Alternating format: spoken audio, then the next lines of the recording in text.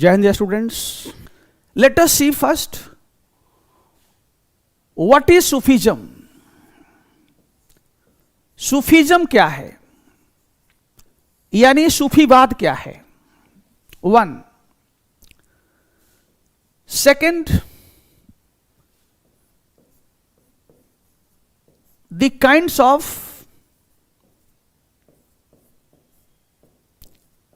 Sufism, सूफीवाद के प्रकार क्या है। नेक्स्ट, ऑब्जेक्टिव ऑफ सूफीज्म, सूफीवाद का उद्देश्य क्या है। नेक्स्ट, द मेन सूफी सिलसिला, सिलसिला means order in India, in India, okay, and last, its impact on society,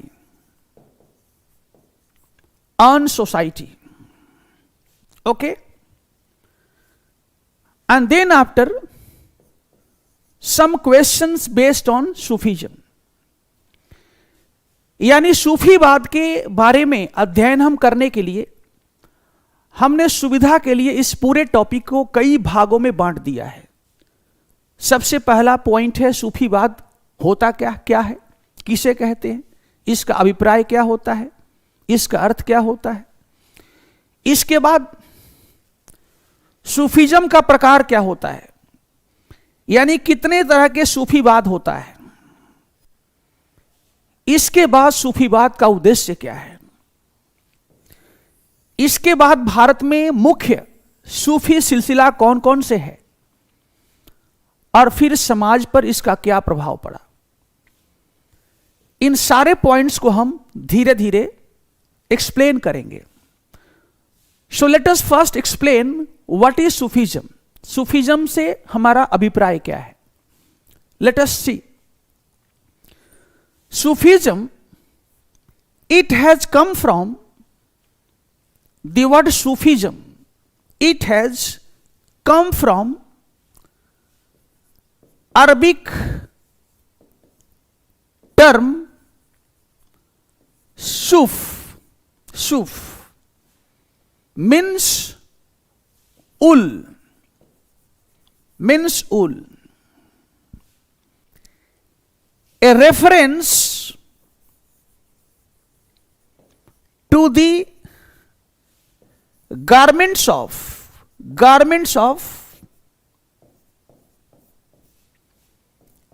the early Sufi saint, the early Sufi saint, the early Sufi saint। जो सूफीवाद है वह मूलतः अरबी शब्द, जो मूलतः अरबी शब्द सूफ, सूफ से बना है, जो मूलतः अरबी शब्द सूफ से बना है। और सूफ का अर्थ होता है ऊनी कपड़ा, ऊन होता है जो हम भेड़ के बालों से बनाते हैं। ऊन जिसे कहते हैं, जो शरद ऋतु में, जो सर्दी में उसे हम धारण करते हैं। जैसे इस समय काफी ठंडी है, काफी कोल्ड है, तो हम क्या करते हैं कि ठंड से बचाव के लिए हम सूती कपड़ा नहीं पहनते हैं, हम सिल्क का कोई क्लॉथ नहीं पहनते हैं, हम ऊनी कपड़ों को पहनते हैं, उलेन क्लॉथ पहनते हैं। तो यहां उल का मतलब हुआ ऊन, जिसके द्वारा वस्त्रों का निर्माण होता है।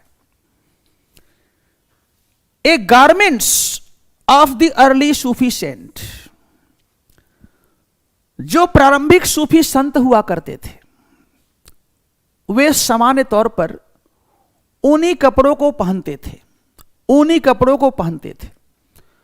और इसी आधार पर यह कहा गया सूफीज्म, यानी ये संत बहुत स्पिरिचुअल थे, आध्यात्मिक थे, नैतिक जीवन जिया करते थे, और उनका कपड़ा जो होता था वो उलेन होता था। तो इस आधार पर विद्वानों ने कहा सूफी सेंट, यानी a saint having a garment of woollen, यानी ऐसा संत जो ऊनी कपड़ों को धारण करते हैं। This is the first meaning of Sufism. Secondly, Sufism also means, it also indicates a group of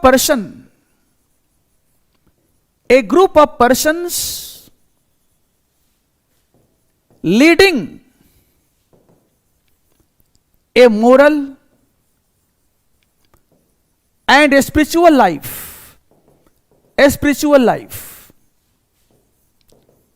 Such people are known as Sufi saint. Sufism का दूसरा अर्थ हुआ एक ऐसे लोगों के समूह से, ए ग्रुप ऑफ पर्सन्स जो कि नैतिक जीवन जीते हैं, leading a moral life as well as a spiritual life, यानी ऐसे लोगों के समूह से जो नैतिक जीवन, जो आध्यात्मिक जीवन जीते हैं, ऐसे लोगों को भी सूफी सेंट कहा गया, ऐसे लोगों को भी सूफी संत कहा गया। तो Sufism means a group of person who is leading a moral as well as a spiritual life, ऐसे लोगों के समूह से जो कि नैतिक, आध्यात्मिक, पवित्र जीवन जीते हो। ओके बच्चों, आप देखोगे कि Sufism was basically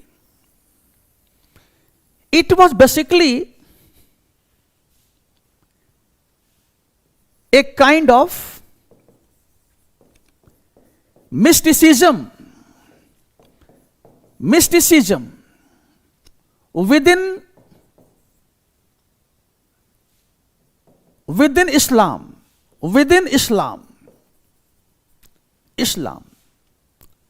which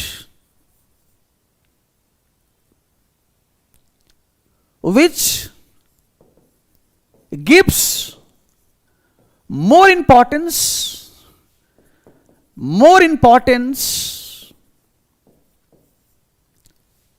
to the inward dimension of Islam rather than its outward or formal structure or traditions. Okay, जो सूफीवाद है वह क्या है? वह एक अपने आप में मिस्टिसिज्म है, जिसको हिंदी में हम कहते हैं रहस्यवाद है। सूफीवाद वास्तव में इस्लाम के अंदर से उभर कर आने वाला एक रहस्यवादी चेतना है, मिस्टिसिज्म है, जो कि इस्लाम के इनवर्ड डायमेंशंस, जो इस्लाम के आंतरिक आत्मा को स्पर्श करता है, इस्लाम के आंतरिक भावना को अभिव्यक्त करता है, न कि इस्लाम के बाहरी स्ट्रक्चर को, न कि इस्लाम के बाहरी आवरण को और उसके औपचारिक परंपराओं को। It was a mysticism with in Islam which was giving more focus on the inner emotions of Islam rather than the outer traditions of Islam. This is called Sufism. जो इस्लाम के आंतरिक चेतना की बात करे, जो इस्लाम के आंतरिक भावना को उजागर करे, न कि उसके बाहरी भागों को टच करे, न कि उसके बाहरी औपचारिक संरचना को टच करे, उसको स्पर्श करे, इसको कहते हैं सूफी बात. Okay. In other words, we can say that Sufism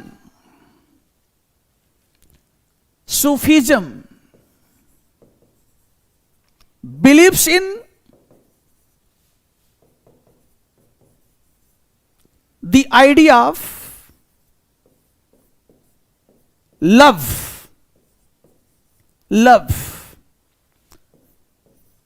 divine love,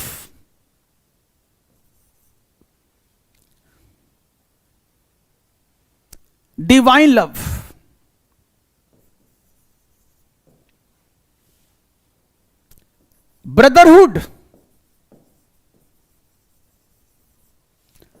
and dedication. दूसरे शब्दों में हम कह सकते हैं कि सूफीज्म ईश्वरीय प्रेम पर, ईश्वर के प्रति समर्पण पर, आपसी बंधुता पर बल देने वाला विचारधारा है, उस पर आधारित विचारधारा है. It is based on dedication, divine love, universal brotherhood, equality, liberty, fraternity, reconciliation, coexistence, etc. And that is why this idea became a movement, and this idea also left deep impact on Indian society. In India, this ideology got wide acceptance among the people across all religion.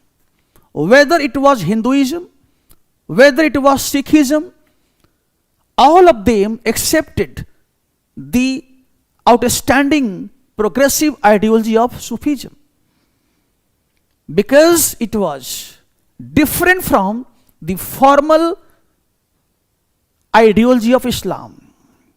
Okay. Now, next point. The objective of Sufism. The objective of Sufism. सूफीवाद का उद्देश्य क्या था? Its objective was, the objective of Sufism, it was to reincarnate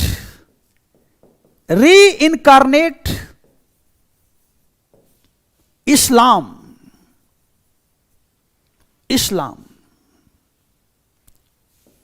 to make it more human, more egalitarian, more liberal, more rational. सूफीवाद का उद्देश्य था कि इस्लाम को incarnate किया जाए, इस्लाम को रीइनकारनेट किया जाए, यानी उसका पुनः अवतार दिया जाए, अवतार किया जाए, रिक्रिएट किया जाए, ताकि वह अधिक से अधिक ह्यूमन बन सके, मानवीय बन सके, ताकि वह समतावादी बन सके, इगैलिटेरियन बन सके, ताकि लिबरल उदारवादी बन सके, ताकि रैशनल, ताकि बुद्धिवादी बन सके. So Sufism was not meant to create another religion outside Islam, but its mission was to make Islam more pure, more liberal, more democratic, more affectionate. इसका उद्देश्य इस्लाम से अलग किसी नवीन धर्म को स्थापित करना नहीं था, या इस्लाम को छोड़कर किसी नवीन धर्म का स्थापना करना नहीं चाहता था।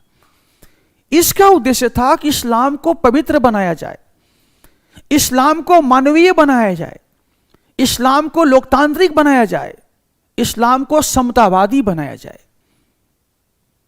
Okay, next point,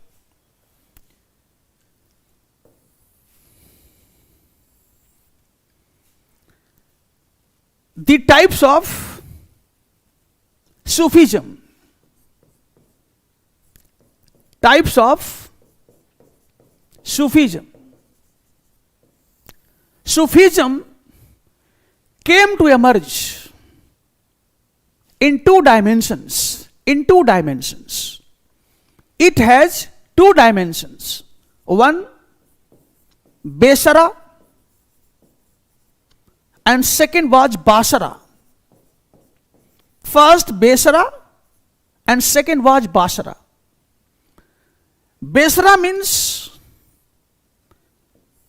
those Sufi saints who were not bounded with Shariat.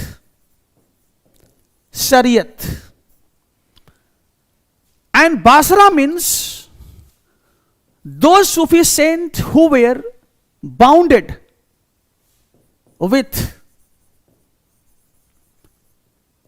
शरीयत, विथ शरीयत।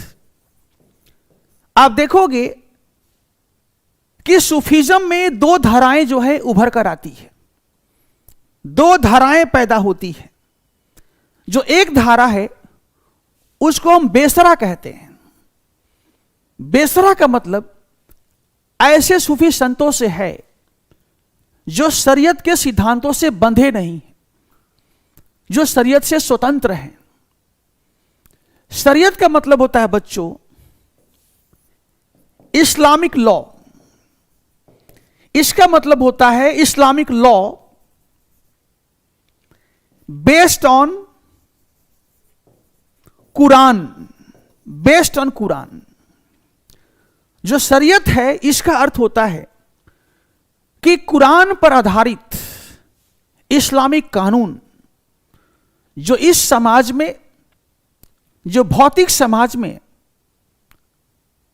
जो इस लौकिक समाज में मुसलमानों के जीवन पद्धति को नियमित करे, उन्हें अनुशासित करे।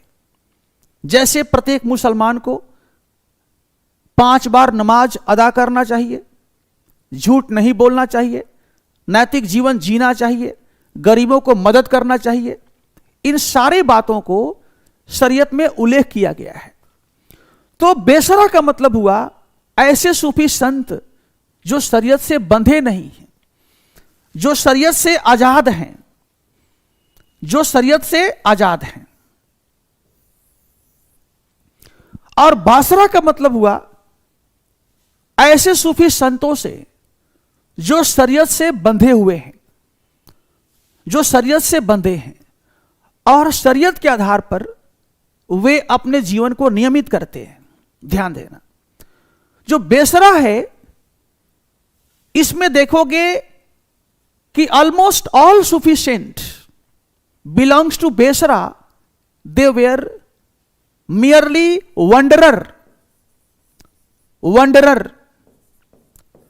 सूफी सेंट। यानी बेसरा के अंदर जो सूफी सेंट आते थे वे घुमक्कड़ थे, घूमने फिरने वाले थे। आज यहां पर हैं, कल वहां पर हैं। ओके, लेकिन जो बासरा है इस सूफी सेक्ट में देखोगे कि उनका एक अस्थाई जीवन था, उनका एक अपना सेंटर हुआ करता था, उनका हेड क्वार्टर होता था और वहां वो रहते थे, उपदेश देते थे।